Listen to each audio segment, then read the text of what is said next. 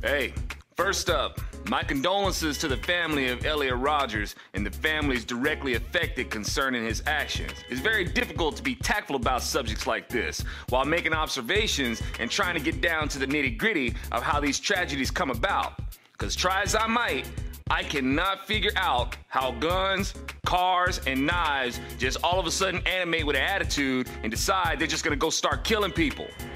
I think what's happening. Propaganda.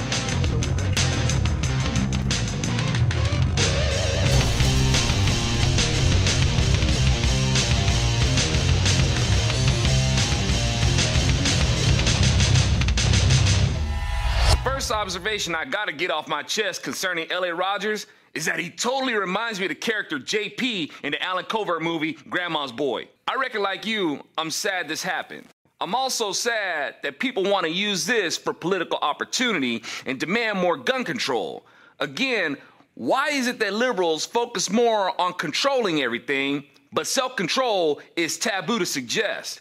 They want gun control, birth control, environmental control, population control, but they don't talk about self-control. Don't tell me what to do with my body, you fascist.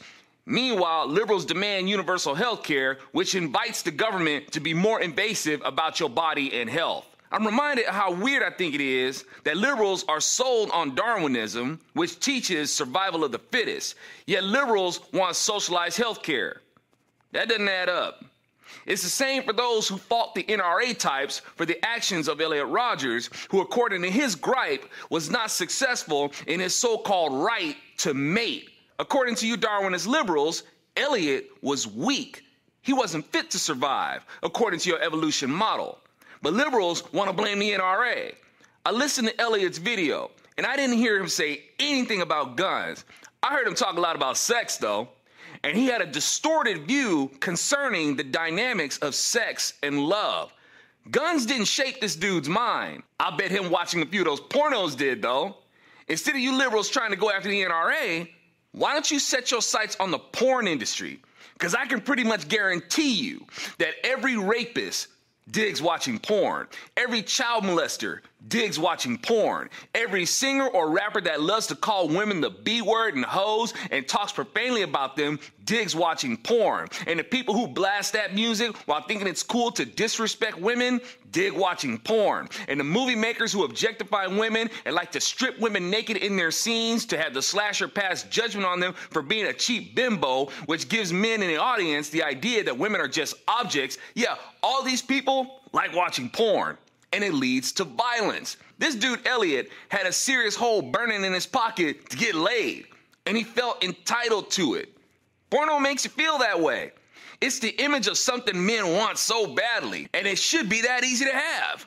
When I was a kid, around my tween years, I saw lots of porn. And when I would be talking to a girl in school, I didn't care who the girl was. I didn't care if the female was a student or a teacher. In my head, I'm thinking, why aren't we having sex right now? This is taking too long. I can identify with Elliot. A lot of us can. Being rejected, yeah, it could be a pain. I was a lonely kid, a really depressed kid. I know what it's like to feel so miserable that it makes your blood feel sour and you feel like you gotta cut yourself to let it out of you. That's why I have this tattoo on my arm to cover up the scars. I know what rejection is like.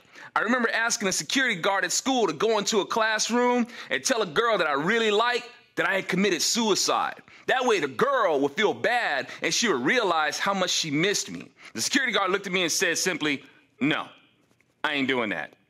But whatever depression I felt, no matter what rejection I experienced or whatever, guns had nothing to do with bringing that state of mind upon me.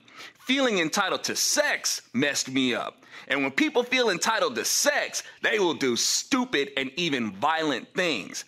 Guns don't give people that mindset. The sensationalization of sex does. People try to downplay us Christian fuddy-duddies, telling us what's the big deal? It's only sex. Really? If it's only sex, why are people in such a hurry to have it? Why do people kidnap young girls and traffic them for big money? Why is it seen as worth aborting millions of babies if sex is no big deal? But liberals are unfazed by the fact that it's because of many people fornicating and getting knocked up, then discarding the life that was conceived, eroding their value of humanity, which is happening in the millions, But when a person shoots somebody because they weren't getting all the sex they felt entitled to, all of a sudden the liberals are outraged and they want to go after the NRA and ban the guns. They're not outraged at the depravity in the entertainment industry. They're not mad at knives. They're not mad at cars, which are involved with more deaths in America than guns by far. They want to target guns. And this dude having wealthy parents had nothing to do with his actions. Poor young men feel entitled to sex too. It doesn't seem to me that Elliot's parents managed a healthy upbringing for him. I don't think he was any more mentally ill than a lot of us were when we were younger. He was a spoiled kid whose parents supplemented the healthy attention they should have been giving him with materialism. The ideas he was exposed to caused him to be deeply confused about sex and love.